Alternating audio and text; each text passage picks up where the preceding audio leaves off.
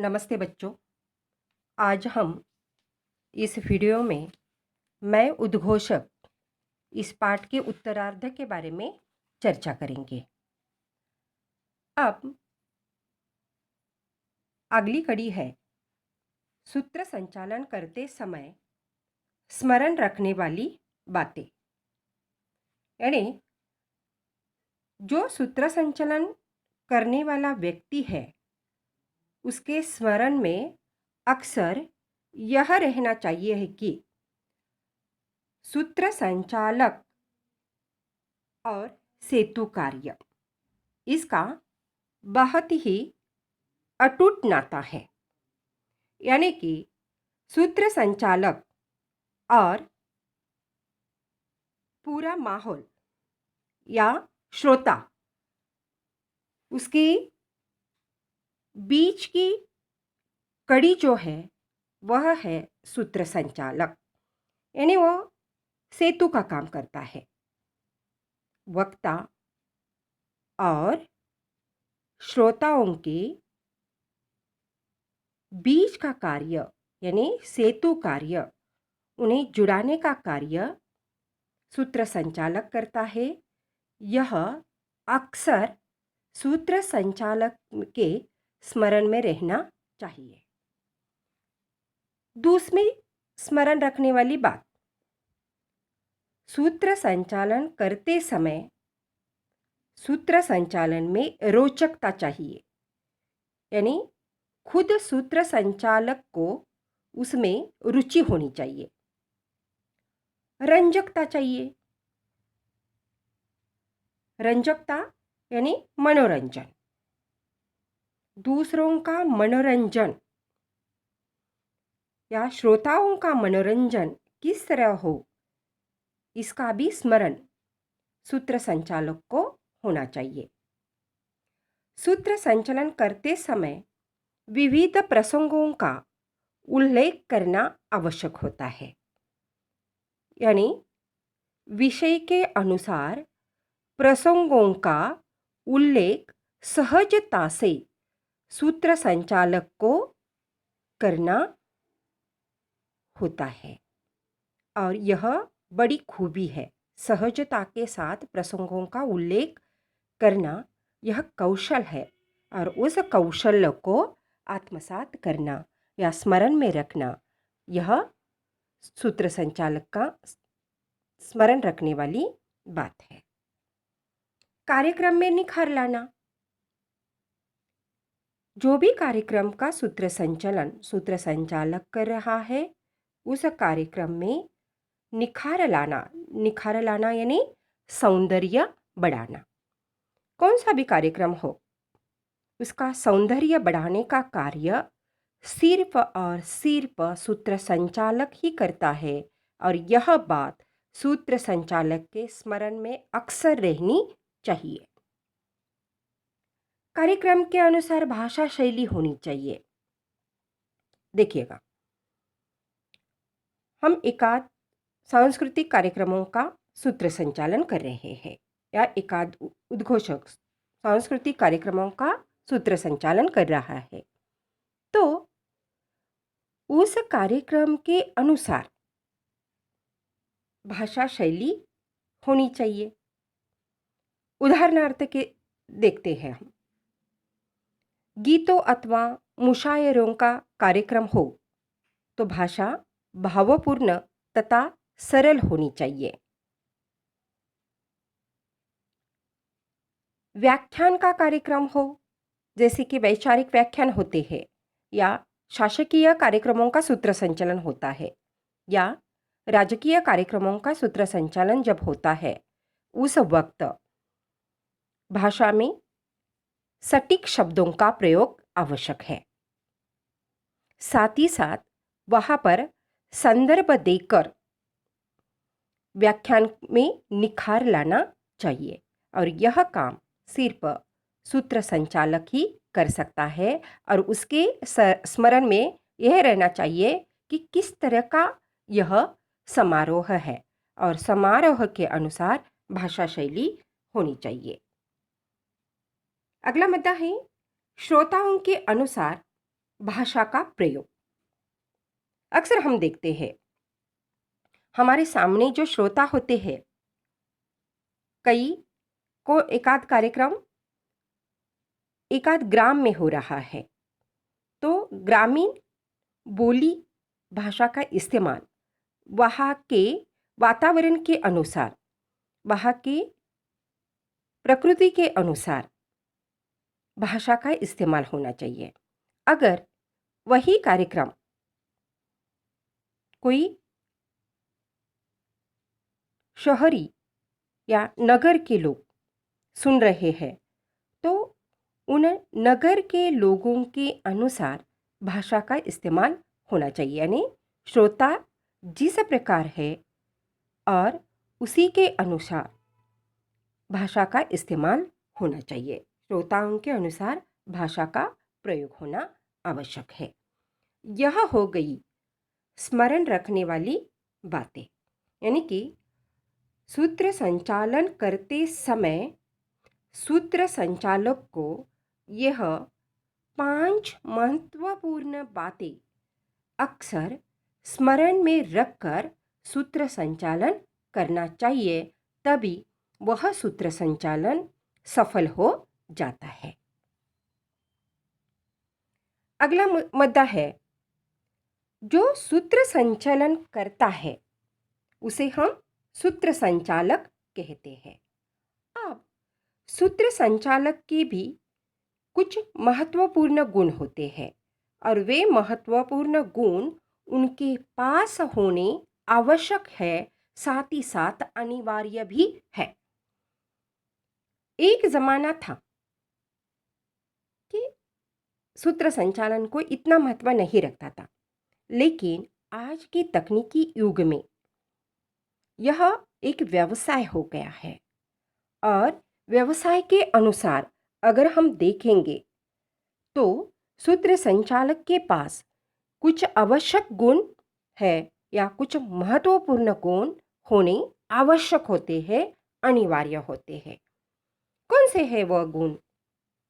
पहला गुण जो है हंसमुख। सूत्र संचालक हंसमुख होना चाहिए, यानी जिसे हम मराठी में कहते हैं हंसरा, विनोद करने वाला, दूसरों को हंसाने वाला। यह भूमिका सूत्र संचालक को निभानी है, तो वह गुण उसके पास होना आवश्यक है। अगला गुण जो है हाजिर, माफ कीजिएगा, अगला गुण है आकर्षक व्यक्तिमत्व या व्यक्तित्व। जैसे कि हमने कहा पहले भी, सूत्र संचालक श्रोता और मंच को जोड़ने वाला महत्वपूर्ण व्यक्ति है। उसकी भूमिका अहम है और मंच पर पहले दर्शकों की नज़र में वही आता है। यानी कि दर्शक पहले किसको देखते हैं? सूत्र संचालक को या उद्घोषक को। तो उसका व्यक्तित्व किस तरह होना चाहिए? आकर्षक होना चाहिए। साथ ही साथ उसका परिधान, वेशभूषा, केश सज्जा इत्यादि सहज व गरिमामय होनी चाहिए। उद्घोषक या एंकर के रूप में जब वह मंच पर आता है, तो उसका व्यक्तित्व और उसका आत्मविश्वास ही उसके शब्दों में उतरकर श्रोता तक पहुंचता है। इसीलिए उसका व्यक्तित्व आकर्षक होना आवश्यक है, या आकर्षक व्यक्तित्व, यह जो गुण है, यह गुण सूत्र संचालक के पास अनिवार्य है, आवश्यक है, महत्वपूर्ण है। अगला मुद्दा जो है या गुण जो है हाजिर जवाबी, यानी मराठी में हम कहते हैं हाजिर जवाबी। वहाँ पर सूत्र संचालक को हाजिर जवाबी यह गुण आत्मसात करना आवश्यक है या उसके पास होना आवश्यक है। वो किस तरह? जैसे कि हम देखते हैं, वक्ता मंच पर अपने विचार प्रकट करते हैं। उनके विचार प्रकट हो जाने के बाद सूत्र संचालक उस वक्ता के भाषण में से कोई अंश दोहराता है। दोहराते समय कई बार वक्ता के मुंह से खटकने वाली बातें निकल जाती है। तब सूत्र संचालक को उसे सहजता से, सावधानी से सुधरना पड़ता है ताकि श्रोता नाराज न हो जाए। इसीलिए लेखक ने अपने जीवन का एक उदाहरण दिया है। जैसे कि एक वक्ता ने एक कार्यक्रम में महिला की तुलना गुलाब से करते हुए कहा, महिला ही बोलती ज़्यादा है और हंसती भी ज़्यादा है, बिल्कुल खिले गुलाबों की तरह, वगैरह वगैरह। तब लेखक ने वक्ता को उसका भाषण खत्म होने के बाद धन्यवाद देते हुए कहा कि सर, आपने कहा कि महिलाएं हंसती बोलती बहुत ज़्यादा है, तो इस पर मैं महिलाओं की तरफ से कहना चाहूँगा, हर शब्द में अर्थ छुपा होता है, हर शब्द में अर्थ छुपा होता है, हर अर्थ में फक्र छुपा होता है। लोग कहते हैं कि हम हंसते और बोलते बहुत ज़्यादा है।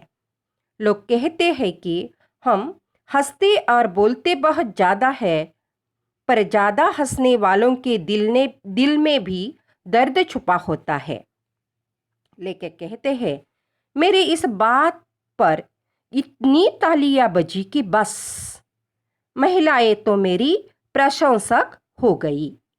कार्यक्रम के बाद उन वक्ता ने मेरे पीठ पर थपथपाते हुए कहा, बहुत बढ़िया बोलते हो। संक्षेप में, कभी कोई सहज हास्य से भरा चुटकुला का कोई प्रसंग सुना देता हूं तो कार्यक्रम बोझिल नहीं होता है। यानी कि हाजिर जवाबी यह गुण अगर सूत्र संचालक के पास होती है तो वक्ता भी नाराज नहीं होता और श्रोता भी नाराज नहीं होते। अगला है समय सूचकता। समय सूचकता यह गुण बड़ा ही महत्वपूर्ण रखता है। एकाध कार्यक्रम में ऐन वक्त पर परिवर्तन होने की संभावना होती है। जैसे कि हम अक्सर देखते हैं, एकाध बड़े कार्यक्रम में मंच पर कोई जाता है और अध्यक्ष के मुंह में कुछ कहने की कोशिश करता है, फिर अध्यक्ष ऐन वक्त पर सूत्र संचालक को कोई सूचनाएं करते हैं। यानी समय सूचकता के अनुसार अगर ऐन वक्त पर समारोह में परिवर्तन होने की संभावना रहती है, तब वहां पर सूत्र संचालक की कसौटी होती है, एक प्रकार की परीक्षा ही होती है मानो। जो बदलाव है अध्यक्ष के अनुसार, उस बदलाव को सहजता से आगे बढ़ाना है। अगर वहां पर सूत्र संचालक गड़बड़ा गया, डर गया, घबरा गया, तो मानो वह समारोह असफल हो जाता है, वह समारोह यशस्वी नहीं होता। तो समय सूचकता यह गुण भी सूत्र संचालक के पास होनी आवश्यक है। आगे विविध विषयों का ज्ञान, जैसे कि लेखक ने कहा है, मैं सफल उद्घोषक बनने के लिए बहुत कोशिश की है, बहुत कष्ट उठाए हैं, तभी मैं सफल उद्घोषक बन गया हूँ, सफल सूत्र संचालक बन गया हूँ। तो सूत्र संचालक कैसा होना चाहिए? ज्ञानी होना चाहिए, क्योंकि अलग अलग विषयों पर कार्यक्रम रहते हैं, या जैसे कि कहा हमने, सूत्र संचालन के कई प्रकार होते हैं। उन प्रकारों के अनुसार जब सूत्र संचालक सूत्र संचालन करता है, तब विविध विषयों का ज्ञाता होना आवश्यक है। उसके पास विविध विषयों का ज्ञान होना आवश्यक है। इसीलिए लेखक ने उदाहरण भी दिया है। यदि सूत्र संचालक भौतिकीय विज्ञान, परमाणु विज्ञान जैसे विषयों और विभिन्न राष्ट्रीय अंतर्राष्ट्रीय नेताओं के सामने कार्यक्रम का संचालन करता हो, तो संबंधित राष्ट्र तथा विषयों का ज्ञाता होना आवश्यक है। यानी सूत्र संचालक को सूत्र संचालन करने से पहले उस विषय का गहराई से अध्ययन करना होता है, ज्ञान प्राप्त करना होता है। और लेखक ने वही किया है। आकाशवाणी और सार्वजनिक कार्यक्रमों के मंचों पर संचालन कार्य ने मेरे व्यक्तित्व का नई ऊंचाई प्रदान की है, ऐसे लेखक कहते हैं, क्योंकि उन्होंने अपने ज्ञान में वृद्धि की है। अलग अलग विषयों का सूत्र संचालन करते समय उन्होंने अपने ज्ञान को बढ़ाया है, बहुत अध्ययन किया है, और तभी उन्होंने प्रस्तुतिकरण किया है। यानी सूत्र संचालक के पास ज्ञाता या विषयों का ज्ञान होना आवश्यक है। भाषा पर प्रभुत्व, यह रही महत्वपूर्ण बात। सूत्र संचालन करते समय भाषा, उच्चारण, आवाज में आरोह अवरोह, आवाज में उतार चढ़ाव, जहाँ पर भावनिक होना है वहाँ पर भावपूर्ण सरल भाषा का इस्तेमाल होना चाहिए। जब वैचारिक संदर्भ देना हो तो सटीक शब्दों का प्रयोग होना आवश्यक है। यानी पूरा सूत्र संचालन भाषा को मद्देनजर रखकर होना आवश्यक है। भाषा की शुद्धता, शब्दों का चयन, उसका उचित प्रयोग, मुहावरे, काव्य पंक्तियाँ या कोई प्रसंग कहते समय वहाँ उसी प्रकार का माहौल तैयार करना होता है भाषा के माध्यम से। यानी भाषा का गहराई से भाषिक कौशल का ज्ञान सूत्र संचालक के पास होना आवश्यक है। यानी भाषा पर प्रभुत्व अधिकार जमाना सूत्र संचालक को आना चाहिए, और यह गुण अथक परिश्रम से, सराव से आ सकता है। अगला है मिलनसार। सूत्र संचालक किस तरह होना चाहिए? मिलनसार होना चाहिए। जैसे कि हमने कहा हंसमुख, उसी प्रकार वह मिलनसार भी होना चाहिए। हंसते खेलते कार्यक्रम को आगे बढ़ाना है।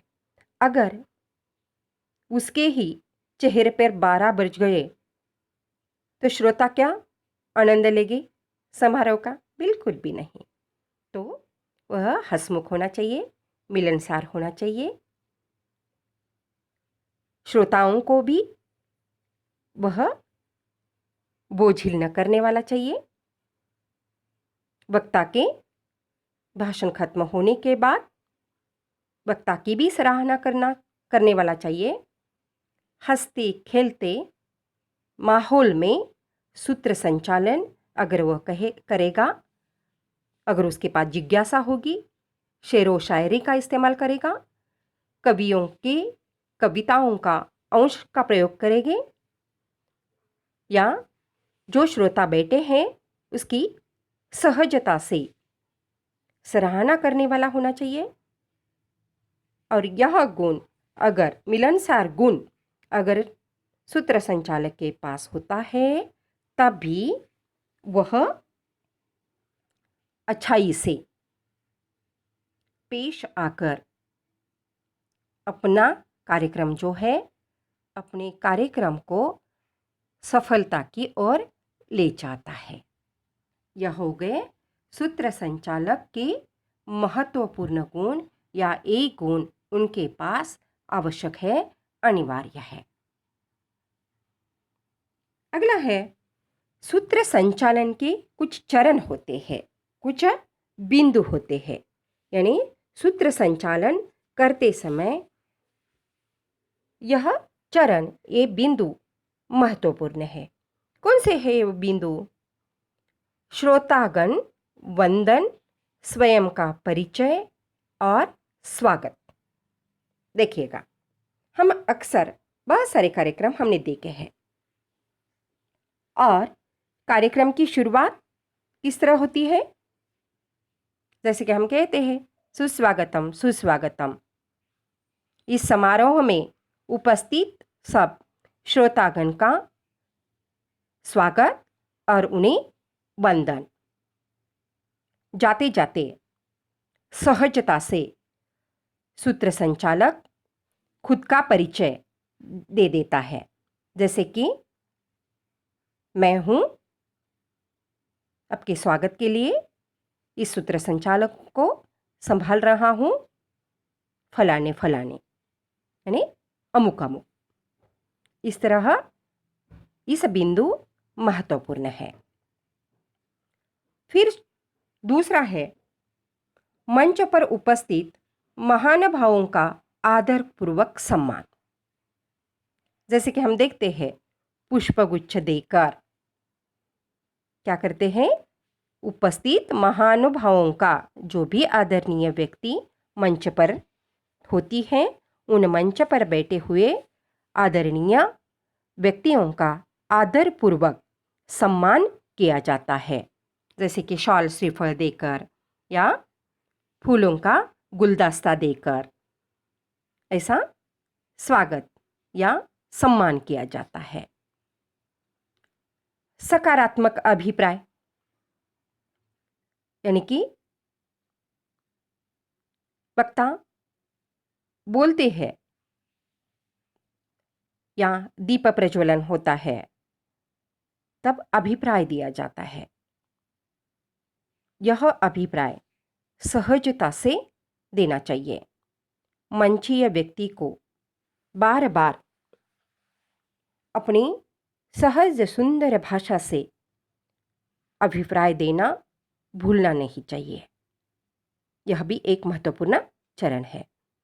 सहज उत्स्फूर्त संचालन, यह भी हमने देखा है। सूत्र संचालन किस तरह होना चाहिए? सहज होना चाहिए, स्फूर्त होना चाहिए। जैसे कि हमने कहा, अगर सूत्र संचालक हंसमुख हो, हाजिर जवाबी हो, मिलनसार हो, तो वह सूत्र संचालन सहजता से, स्फूर्त से करता है। किसी ने मारकर सूत्र संचालन करने के लिए बिठाया है, अगर वो सहजता से नहीं करेगा, स्फूर्ता से नहीं करेगा, उसकी आवाज़ में नाराज़गी आ जाती है। इसीलिए सूत्र संचालक को किस तरह होना चाहिए? सहज और स्फूर्त संचालन करना चाहिए। अगला महत्वपूर्ण बिंदु है आवाज़ में चढ़ाव उतार, श्रोताओं से संवाद। जैसे कि महफिल हो, गानों की महफिल हो, जो सूत्र संचालन करता है उसके आवाज़ में चढ़ाव उतार तो होना आवश्यक है, यानी कि यह भाषिक कौशल्य है। आरोह और अवरोह, कहाँ पर रुकना है, किस वाक्य पर जोर देना है, श्रोताओं के साथ संवाद किस तरह करना चाहिए। जैसे कि जाते जाते हम कहते हैं श्रोताओं से, चलो श्रोताओं अब हम इस गाने का आनंद लेते हैं, आपको अच्छा लगेगा क्या।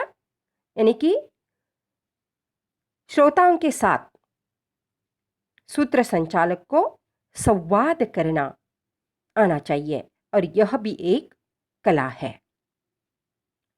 अगला है बिंदु, चरण बिंदु। संचालन के चरण बिंदु में से समय सूचकता, हाजिर जवाबीपन। जैसे कि समय सूचकता के अनुसार समय को ध्यान में रखकर शब्दों को इस्तेमाल करना चाहिए। नहीं तो क्या हो जाता है, असफल हो जाता है वो कार्यक्रम।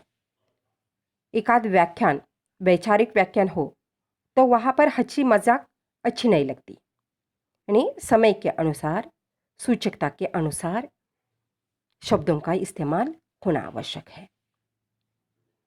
हाजिर जवाबी, पहले भी हमने इस पर विचार किया है या बोला है कि हाजिर जवाबी किस तरह है। गलती पर तुरंत माफ़ी, यह अगली कड़ी है। कभी कभी बोलते बोलते गलतियां हो जाती है तो वहीं पर श्रोताओं की या मंचीय कार्यक्रम में कई बार ऐन वक्त पर परिवर्तन हो जाता है तो तुरंत श्रोताओं की या मंच की माफ़ी मांगनी चाहिए। या बोलते समय कई बार गलतियां हो जाती है, एकाध व्यक्ति को संबोधन करते समय गलती से वह व्यक्ति का संबोधन नहीं होता है तो तुरंत गलती मांगकर उसका सम्मान करना चाहिए। अगला है कार्यक्रम के अनुसार भाषा शैली में परिवर्तन। कार्यक्रम के अनुसार भाषा शैली में परिवर्तन होना चाहिए, इस पर हमने चर्चा की है पहले भी। यह गुण आवश्यक है। वैचारिक कार्यक्रमों के अनुसार वैचारिक भाषा शैली, सटीक शब्दों का प्रयोग, या कोई वैज्ञानिक कार्यक्रम हो, कोई भौतिकीय कार्यक्रम हो, परमाणु विज्ञान पर आधारित कार्यक्रम हो, या राष्ट्रीय संगोष्ठी का कार्यक्रम हो, अंतर्राष्ट्रीय संगोष्ठी का कार्यक्रम हो, या अन्य कोई कार्यक्रम हो, तो वहाँ पर या बर्थडे पार्टी हो या वर्तमान समय में संध्या गीतों का कार्यक्रम होता है। अलग अलग प्रकार के कार्यक्रम लोग अक्सर करते हैं। तो कार्यक्रम सामाजिक हो, सांस्कृतिक हो, शासकीय हो, राजकीय हो या दूरदर्शन का हो, रेडियो का हो, उन्हीं के अनुसार भाषा शैली का इस्तेमाल होना आवश्यक है। यह हो गए सूत्र संचालन के महत्वपूर्ण चरण या बिंदु। अक्सर सूत्र संचालन करते समय इन बिंदुओं को भूलना नहीं चाहिए, ध्यान में रखना चाहिए और ध्यान में रखकर सूत्र संचालन करना चाहिए। अगली कड़ी है लेखक खुद के बारे में कह रहे हैं। जैसे कि हम देखते हैं हमारे अध्यापक जो है वह अध्यापक बनने के लिए उन्होंने भी मेहनत की है। उसी प्रकार एक कुशल किसान होता है, उसकी वाहवाह होती है। किसान बनने के लिए उन्होंने भी मेहनत की है। यानी कौन से भी क्षेत्र में अगर हम यश संपादन करना चाहते हैं तो उसके पहले क्या होता है, कष्ट होता है, मेहनत होती है। और लेखक भी कहते हैं जब मैं छोटा था तब से मैंने तय किया था कि मैं संचालक बनूंगा, उद्घोषक बनूंगा। तब से वे उन्होंने क्या किया था, जब वे छोटे थे रोज शाम वे नगर के वाचनालय में जाया करते थे। वहाँ जाकर बचपन से ही उन्होंने क्या किया, अध्ययन किया, वाचन किया, पठन किया बचपन से लेकर। इसलिए उन्होंने कहा जब मैं छोटा था तब मैं चंपक पढ़ता था, नंदन पढ़ता था, बाल भारती पढ़ता था, चंदा मामा पढ़ता था, पत्रिकाएं पढ़ता था। बाद में जब मैं बड़ा हो गया, मेरी उम्र के अनुसार मेरे संदर्भ ग्रंथ का पठन भी बदल गया। मैं धर्मयुग पढ़ने लगा, हिंदुस्तान पढ़ने लगा, दिनमान पढ़ने लगा, कादम्बिनी पढ़ने लगा, सारिका को पढ़ा, नवनीत पढ़ा, रीडर्स डाइजेस्ट, मासिक पाक्षिक पत्रिकाएं पढ़ी। रेडियो के विविध कार्यक्रम को सुनना बेहद पसंद करता था मैं। देखिएगा, जहाँ पर चाहत होती है वहाँ पर हमारा ध्यान जाता है। रुचि के अनुसार हम अवधान देते हैं और अवधान के अनुसार हम बनते हैं, हम अपनी करियर करते हैं, हमारे जो भी व्यवसाय है उस व्यवसाय को चुनते हैं। चाहत के अनुसार अगर हमने व्यवसाय को चुना तो उस व्यवसाय में हम सफल हो जाते हैं।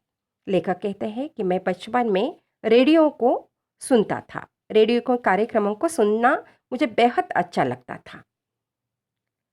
ये सारी बातें कहीं न कहीं प्रेरणादायक रही और यह जो बातें हैं मेरे लिए प्रेरणादायक बनी और उसी के कारण सूत्र संचालन का आधार स्तंभ बनी। वही बातें मेरे सूत्र संचालन में आधार स्तंभ बनी।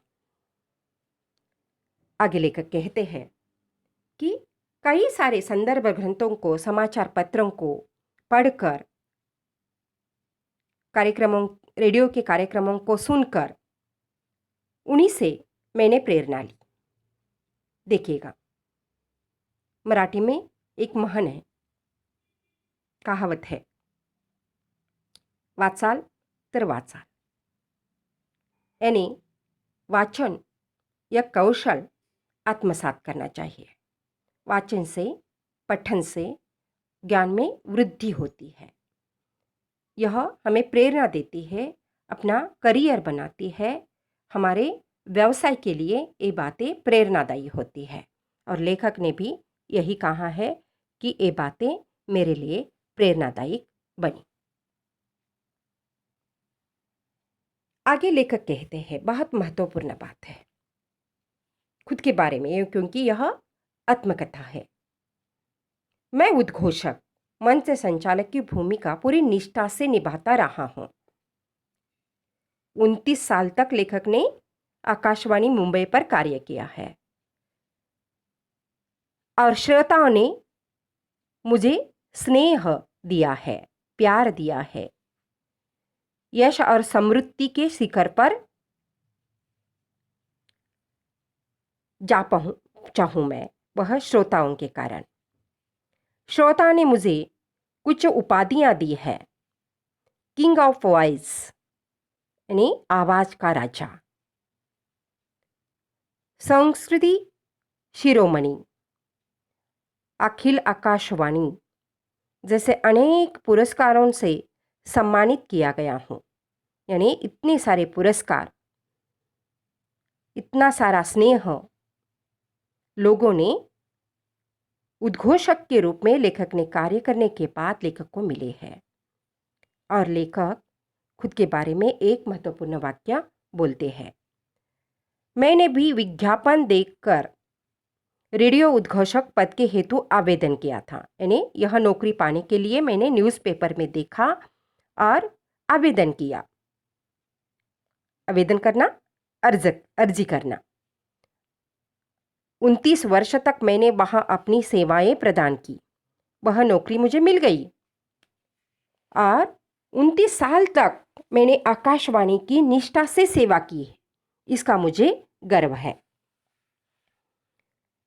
लेखक आगे कहते हैं, मैं उद्घोषक हूं, शब्दों की दुनिया में रहता हूं। मेरी दुनिया कौन सी है? आम आदमी की दुनिया नहीं है, घर बार समाज। मेरी दुनिया तो शब्दों की दुनिया है।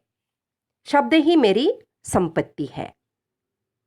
जब रेडियो से बोलता हूं तो हर घर, सड़क दर सड़क, गली गली में सुनाई पड़ता हो।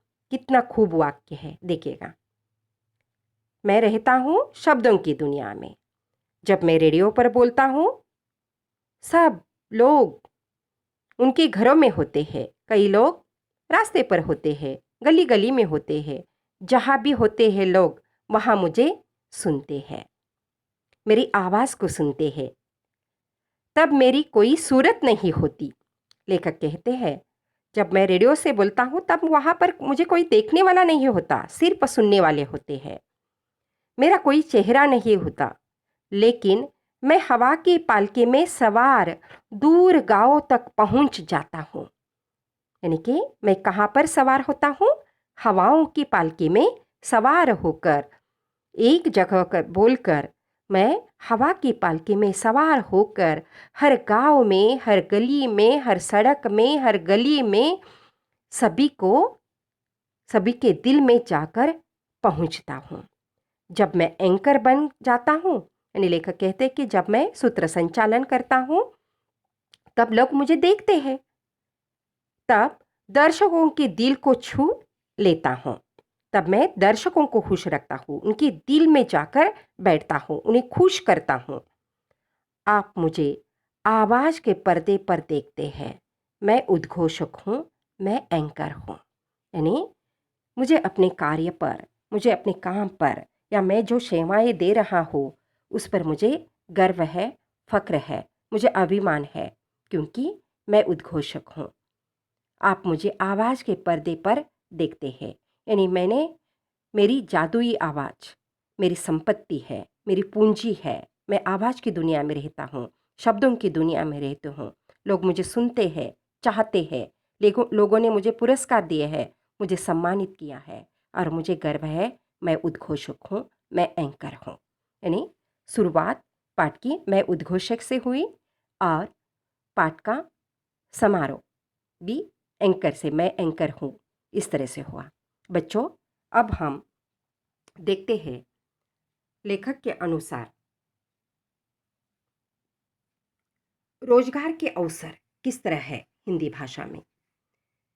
इस क्षेत्र में, यानी हिंदी भाषा लेकर या कौन सी भी भाषा ले लीजिएगा, रोजगार के लिए, रोजी रोटी कमाने के लिए, उदर भरण के लिए, पेट भरने के लिए, पैसा कमाने के लिए, शोहरत कमाने के लिए यह भाषा बहुत ही महत्वपूर्ण है।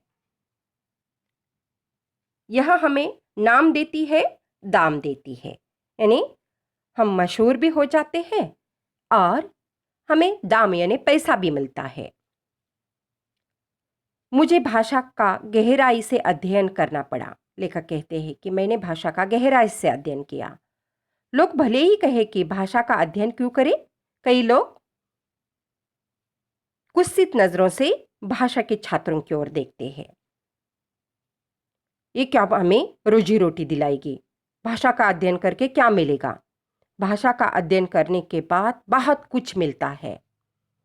क्या इससे रोजगार मिलता है? लोग कुछ चेष्टा करते हैं, जैसे कहा भाषा क्या रोजगार दिलाएगी, लेकिन लेखक कहते हैं, पर मैं आज तक के अपने अनुभवों से कहता हूँ कि भाषा का विद्यार्थी कभी बेकार नहीं रहता। यानी जो भाषा का अध्ययन करता है वह विद्यार्थी कभी बेकार नहीं रहता।